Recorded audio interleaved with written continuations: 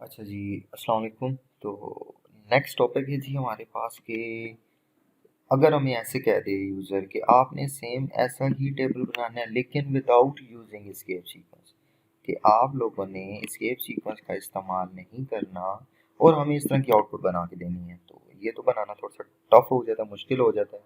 क्योंकि escape sequence तो हमें बड़ी आसानी दे रहा था, बड़ी आसानी के साथ हम इस तरह का टेबल और इस तरह की जिस तरह की आउटपुट में फॉर्मेटिंग करना चाहे हम कर सकते थे, लेकिन एस्केप सीक्वेंस के बगैर तो बहुत ज़्यादा टफ हो जाता है। तो यहाँ पर हमारी मदद करने के लिए नया एक फीचर सी प्लस प्लस ने इंट्रोड्यूस किया है जिसको हम लोग बोलते हैं मैनिपुलेटर्स। ठीक है, मैनिपुलेटर्स क्या होते हैं? मैनिपुलेटर्स भी सेम टू सेम यही काम करते हैं जो हमारे पास एस्केप सीक्वेंस करते हैं, लेकिन मतलब इसमें हमें थोड़ी सी ज़्यादा फंक्शनैलिटी दे देते हैं। ठीक है, तो मैनिपुलेटर्स क्या होते हैं पढ़ते हैं, ज़रा इनको ज़रा स्टार्ट करते हैं अपने पास टर्बो सी प्लस प्लस। तो देखते हैं मैनिपुलेटर्स क्या होते हैं, कैसे हमारी मदद कर सकते हैं मैनिपुलेटर्स। ठीक है, तो मैनिपुलेटर्स को अगर देखें तो मैनिपुलेटर्स हमारे पास सेम टू सेम यही काम करने के लिए इस्तेमाल होते हैं जो हम लोगों ने यहाँ पर किया हुआ। ठीक है, अब एक क्या करेंगे मैनिपुलेटर्स में हमारे पास सबसे पहले फॉर एग्जांपल यही आउटपुट हमने देनी थी। मैनिपुलेटर्स हमारे पास हैं क्या? मैनिपुलेटर तरह तरह के पाए जाते हैं, लेकिन जिसमें हमारे पास जो सबसे इम्पोर्टेंट है वो एक आ जाता है एंड एल, जो इस्तेमाल होता है लाइन को एंड करने के लिए, लाइन को एंड करने के लिए। और दूसरे नंबर पे आ जाता है set W function. Set W वाला फंक्शन जो होता है इस ये आपकी विड्थ को सेट कर देता है, मतलब कि आपकी स्क्रीन के ऊपर विड्थ को सेट कर दे रहा होता है। ठीक हो गया, ये दोनों फंक्शन है जो हम लोग इस्तेमाल करेंगे। ये सबसे ज़्यादा बेसिकली सेट डब्ल्यू वही काम कर रहा है जो हमारे पास वहाँ पर बैक स्लैश टी कर रहा था 8 कैरेक्टर की स्पेस देने के लिए, और एंड एल वही काम कर रहा है जो बैक स्लैश एन इस्तेमाल करते थे हम लोग लाइन को एंड करने के लिए।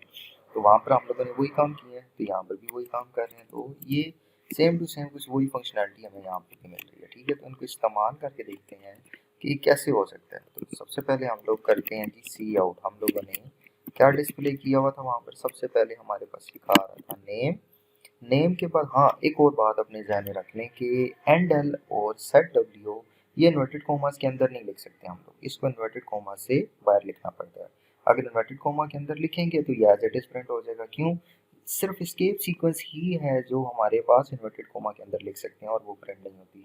बाकी उसके अलावा आप कुछ भी लिखेंगे तो वो एज इट इज प्रिंट हो जाएगा। तो हमें फिर क्या करना पड़ेगा, इस स्टेटमेंट को यहाँ पर इधर ही बंद कर देना पड़ेगा। फिर नेक्स्ट स्टेटमेंट हम आउटपुट की स्टार्ट करेंगे। यहाँ पर हम डबल यूज करेंगे सेट डब्ल्यू। सेट डब्ल्यू में यहाँ पर हम लोग विड्थ इसकी देंगे कि कितने करेक्टर की हमें विड्थ चाहिए, कितनी स्पेस चाहिए। तो मैं 10 करेक्टर लिख देता हूँ, तो 10 करेक्टर की स्पेस हमें मिल जाएगी। ठीक है, नेम के बाद आगे आ जाता था एज।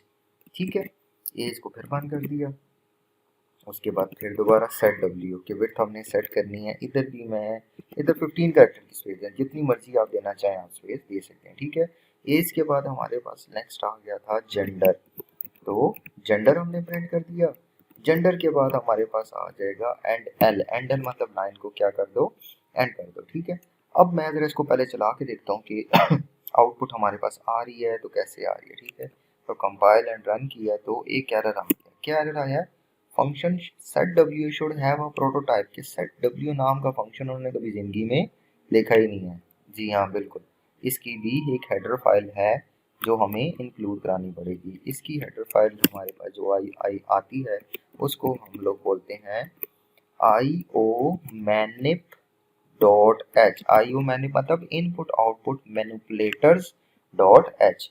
अब ये बेसिकली क्या है, ये मैनिपुलेटर्स हैं। ठीक है, तो ये मैनिपुलेटर्स के लिए जो हेडर फाइल है वो कौन सी आती है? आई ओ मैनिप डॉट एच। ठीक हो गया, तो हमें ये फाइल इंक्लूड करवानी है। अब मैं इसको जब दोबारा रन करता हूँ तो एरर वगैरह चला गया। तो स्क्रीन पे क्या आ गया? नेम एज और जेंडर जैसे हमने प्रिंट कराया। इसके बाद अगली लाइन में फिर दोबारा जो हमने डाटा प्रिंट कराना था सी आउट। अब सी आउट में पहले नेम की जगह क्या आ जाएगा? अली आ जाएगा। फिर उसके बाद सेट डब्ल्यू। आप जितनी भी विड्थ सेट करना चाहते हैं, मैंने 15 करेक्टर की यहाँ पे विड्थ दे देता हूँ, जितनी आपकी मर्जी है, जितना आपका दिल जाए। ठीक है, एज में हम लिख देते हैं 18। अच्छा देखें, एज बेसिकली क्या है? नंबर है।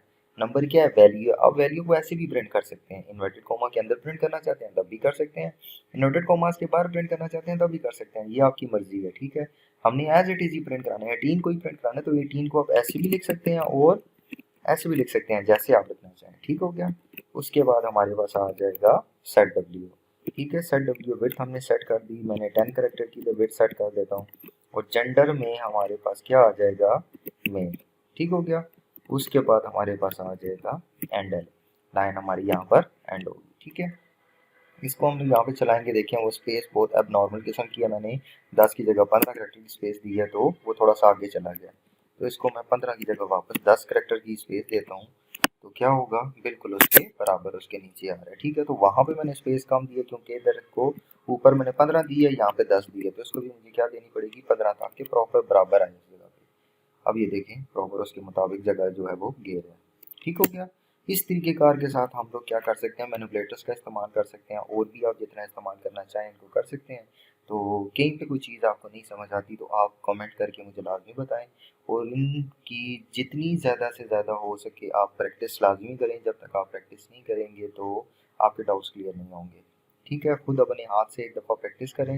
ये वीडियोस का मकसद ही है कि आपके पास ये एज एन एसेट पड़ी हुई होंगी, अब जब चाहें इनको देख सकते हैं, अपने एरर्स को सॉल्व कर सकते हैं, आपको पता चलता रहेगा कहाँ कहाँ आपकी मिस्टेक्स हुई हैं, कहाँ कहाँ आपने प्रॉब्लम्स की हैं, कहाँ कहाँ मसला किया आपने, तो आपके मसले सारे हल होते जाएंगे, ठीक है। तो कोई भी क्वेश्चन होता है तो कमेंट करें, और मिलते हैं इंशाल्लाह अगली वीडियो में अगले टॉपिक के साथ। तब तक के लिए अल्लाह।